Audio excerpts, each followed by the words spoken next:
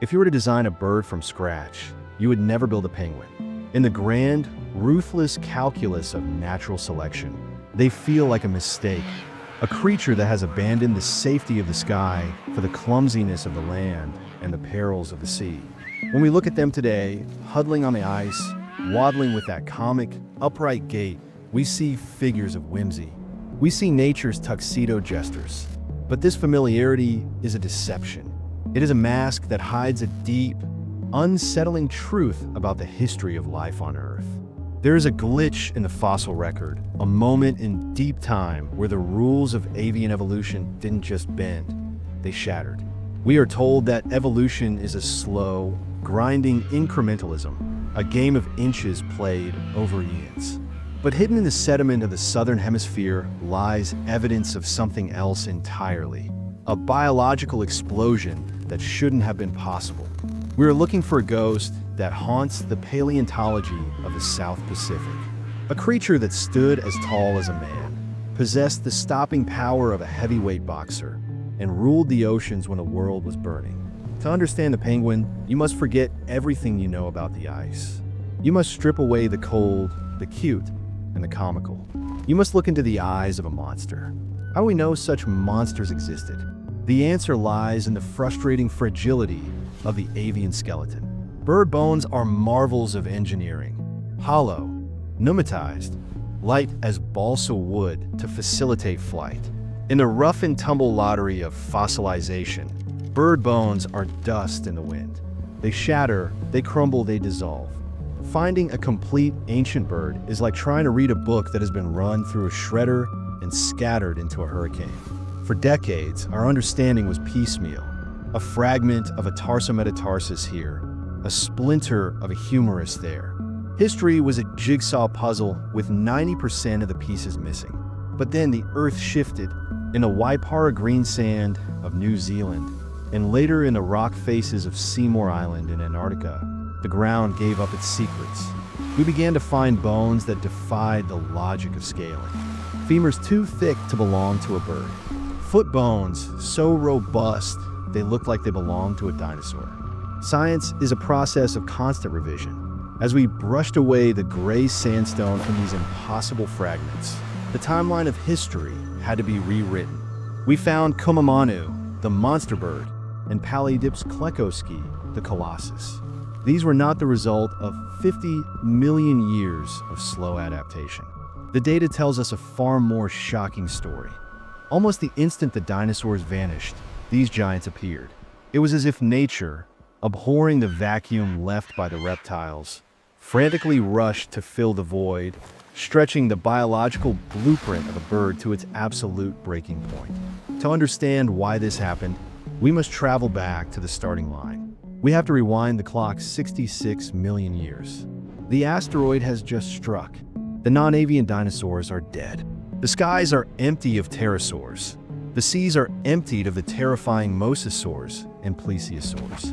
The planet is in a state of shock, a chaotic interregnum. But the world looks nothing like the one we know. Tectonics have not yet dragged Antarctica into the deep freeze. Continents are adrift, tearing apart the supercontinent of Gondwana. Zealandia is pulling away, a raft of life isolating itself in the Southern Ocean.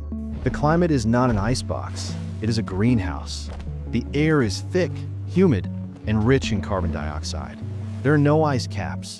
In this sweltering, post-apocalyptic dawn, a lineage of small, flighted birds, survivors of the cataclysm, made a radical choice. They looked at the empty, warm oceans, devoid of predators, teeming with fish, and they surrendered the sky. This is the moment the glitch occurred. In an evolutionary blink of an eye, mere millions of years, they relinquished the power of flight, the single greatest advantage a bird possesses, to become aquatic titans. It was an unparalleled gamble, and for a time, it paid off. Let us reconstruct the anatomy of this legend. If you stood on a beach in the Paleocene epoch and Kumimanu biceae emerged from the surf, you would be looking up at it. Some of these creatures stood nearly 6 feet tall, weighing in at over 200 pounds. This was not a bird you could pick up. This was a bird that could knock you down. The transformation was total. To conquer the ocean, they had to abandon the hollow bones of their ancestors. Their skeletons underwent osteosclerosis. The bones thickened, becoming heavy and dense, acting as a diver's weight belt to counteract buoyancy. They became living torpedoes. Consider the skull.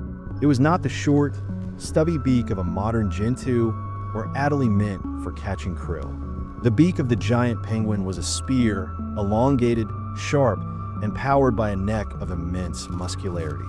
We can calculate the physics of their strike.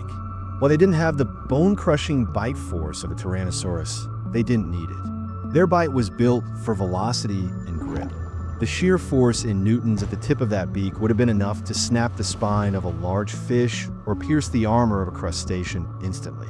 Their sensory suite was equally terrifying. We look at cranial endocasts, digital molds of the brain cavity, and see olfactory bulbs and optic lobes that suggest a predator of high precision. In the murky, sediment-rich waters of the prehistoric Southern Ocean, they needed binocular vision to gauge depth and a keen sense of smell to track shoals of squid across miles of open water. They were not waddling failures. They were hydrodynamic perfection, clad in feathers so dense they formed a waterproof chainmail. The ecosystem they dominated was a place of fever dream surrealism. Imagine a penguin standing not on an iceberg, but in the shade of a giant fern or a southern beech tree. The coastline of Antarctica was a lush, temperate rainforest. The air buzzed with insects. The silence of the modern Antarctic was replaced by the rustle of vegetation and the lap of warm waves.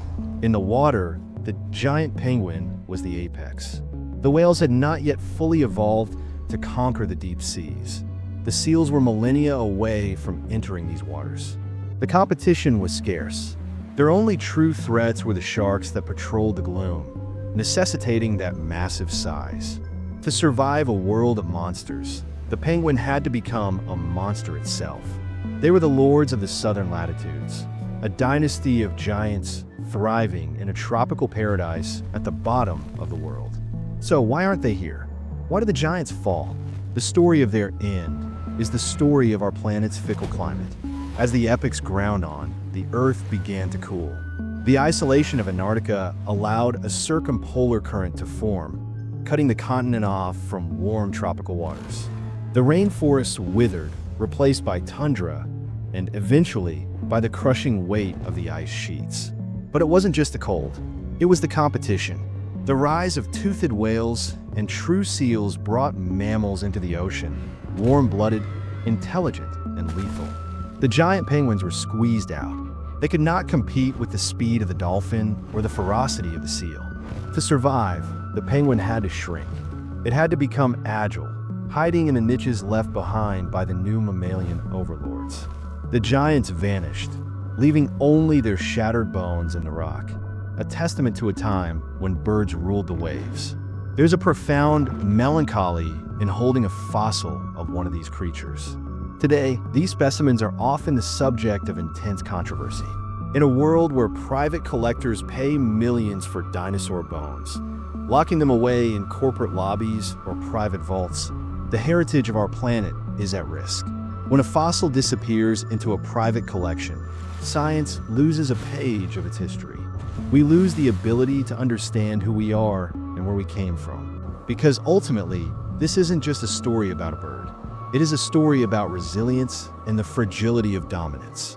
It connects the child pressing their face against the glass of a natural history museum to a creature that swam through green Antarctic waters 60 million years ago. It reminds us that the world we see today, the ice, the cold, the specific cast of characters in our ecosystem, is temporary. The giant penguin was an evolutionary experiment that proved life is capable of impossible things. They were the glitch that shouldn't have existed, the anomaly that conquered the world. And as we stand on the precipice of another great climatic shift, watching the ice of Antarctica retreat once more, we have to wonder, if we continue to alter the architecture of our planet, what new monsters will rise to fill the silence we leave behind? The history of life is a violent, beautiful cycle. We are merely the current stewards of the chaos. If we want to ensure that the wonders of the future have a world to inhabit, we must protect the ecosystems of today. From the rainforests that breathe for us to the oceans that regulate our climate, every thread of the web matters. Don't let the legacy of the next epoch be a fossil record of our failures. Let it be a testament to our wisdom,